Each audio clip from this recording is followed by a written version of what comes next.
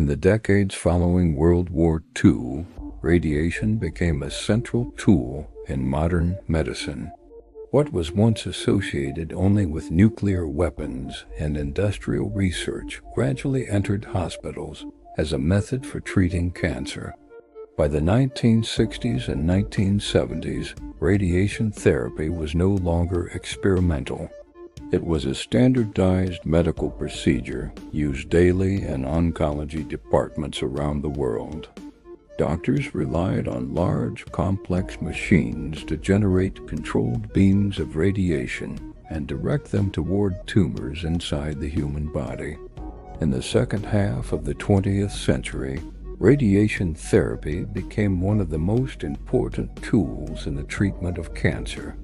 Hospitals relied on large machines, known as linear accelerators, to generate controlled beams of radiation that could be directed toward tumors inside the human body. By the 1970s, this technology was no longer experimental.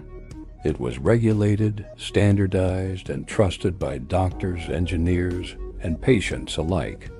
Radiation therapy was considered dangerous only in theory, not in daily practice, because it was believed that the systems controlling it were designed to prevent serious mistakes.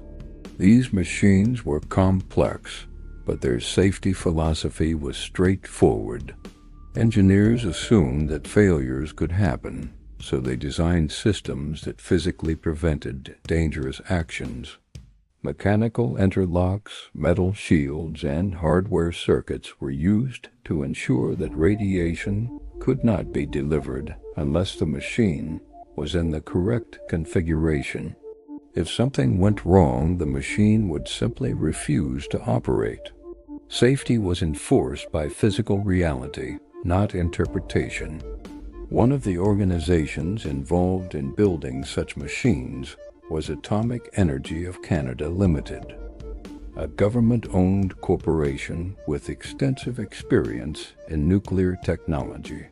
AECL had the technical expertise and institutional credibility to design medical radiation equipment. Over time, the company developed a line of radiation therapy machines used in hospitals in North America. In the 1980s, a machine designed to save lives became an instrument of death. This is the story of the Theric 25, a radiation therapy machine that represents one of the most chilling case studies in the history of software engineering. It's a story about a bug, not in a video game or a smartphone app, but in a device that delivered lethal doses of radiation to cancer patients. Radiation therapy is a cornerstone of modern cancer treatment. The idea is simple. Use high-energy particles or waves to destroy cancer cells while minimizing damage to surrounding healthy tissue. To do this, medical linear accelerators, or LINACs, are used. These machines generate precise beams of radiation. By the early 80s, these devices were becoming increasingly sophisticated, relying more and more on software to control their complex operations. Enter Atomic Energy of Canada Limited, or AECL. They were a major player in the field, with a history of building reliable LINACs like the Theric 6. Then came the Theric 25. It was designed to be the next big thing. It was more compact, more versatile, and most importantly, it was built on a revolutionary concept: full computer control. The designers at AECL decided to remove the hardware safety interlocks that were standard on its predecessors. They placed their entire faith in the software. The computer would handle everything, from the user interface to the precise firing of the radiation beam. This, they believed, was the future.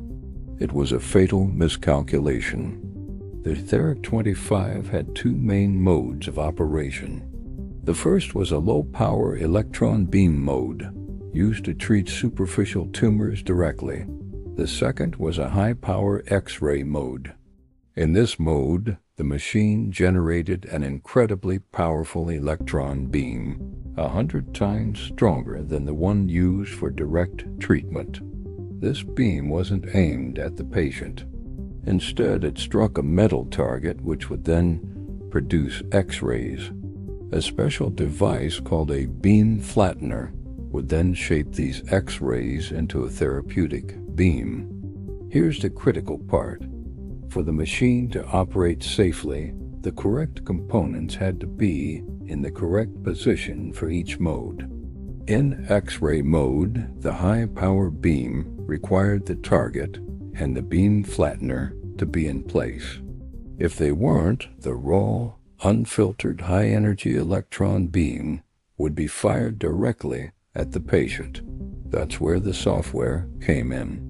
It was responsible for ensuring that the machine's turntable, which rotated these components into place, was correctly positioned before the beam could be activated. The hardware interlocks were gone. Software was the only guard. For a couple of years, everything seemed fine. The Therap 25 was installed in clinics in the US and Canada. But then in 1985, the silent, invisible bug began to claim its victims. The first known incident occurred in June 1985 at a clinic in Georgia. A 61-year-old woman was receiving follow-up treatment for breast cancer. The technician typed in the treatment parameters on the VT100 terminal connected to the machine. The machine started, then stopped, displaying a cryptic error message, malfunction 54. The screen indicated that no dose of radiation had been delivered. The technician, following procedure, pressed the P key to proceed with the treatment. The machine did the same thing again. After a few tries, the machine finally completed the treatment cycle. What the technician didn't know was that malfunction 54 was the machine's silent scream. It meant that the software had failed to properly set the beam parameters, but it didn't know how to stop. Each time the technician hit proceed, the machine was firing its high-energy electron beam directly at the patient, without the target or flattener in place. The woman felt a searing electric shock-like pain in her chest. She told the technician something was wrong, that she had been burned. Over the next few weeks, a red, striped burn mark appeared on her chest, perfectly matching the shape of the machine's output port. The radiation overdose was massive, estimated to be between 15,000 and 20,000 rads. A typical therapeutic dose is around 200 rads. The damage was catastrophic. She suffered severe radiation burns, lost the use of her arm and shoulder, and was in constant pain. Her breast had to be removed. She would later die from the overdose. The clinic contacted AECL. The company sent engineers to investigate, but they couldn't replicate the error. They suspected a hardware fault, perhaps a faulty microswitch, but couldn't prove it. They checked the software and declared it was impossible for the Therap 25 to overdose a patient. They told the hospital the machine was safe. Less than a month later, it happened again, this time in Ontario, Canada. A 40-year-old woman being treated for cervical cancer. The same malfunction 54 error. The same searing pain. 3 days later, she was hospitalized with symptoms of a severe radiation overdose. She would die in November of that year. An investigation concluded her death was from her cancer, but with a complication of radiation overexposure. Still, the cause remained a mystery. AECL again insisted their machine was not at fault. The tragic chain of events continued. In March 1986, at a clinic in Tyler, Texas, A patient named Voyne Ray Cox was scheduled for his 9th treatment. The technician was experienced and fast.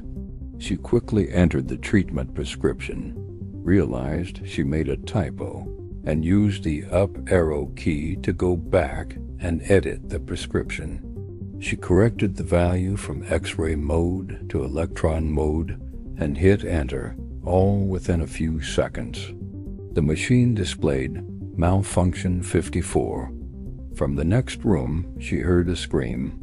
Cox had felt a jolt of electricity and intense heat in his back. The technician rushed in. He was in agony. He knew he'd been hit with something powerful. He died from complications of the radiation overdose 5 months later. A month after that, at the same Texas clinic, it happened again. Another patient, Verdon Kidd, was being treated for skin cancer on his face. The same skilled technician, the same rapid data entry and correction.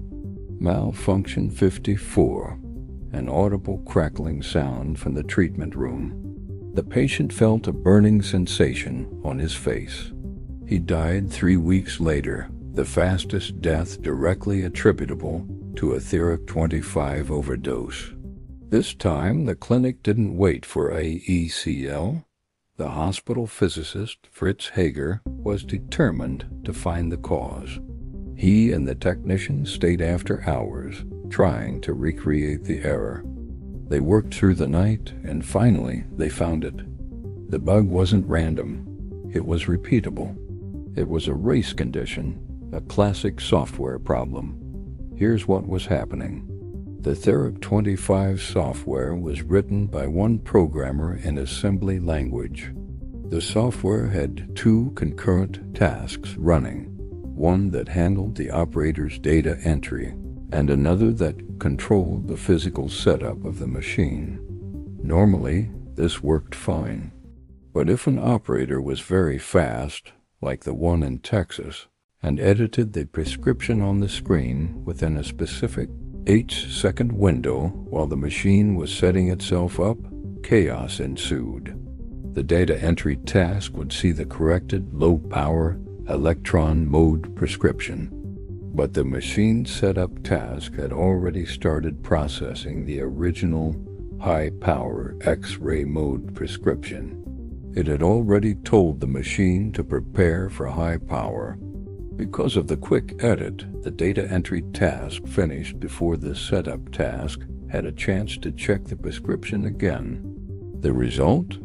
The machine was configured for a high-power beam, but with no target in place.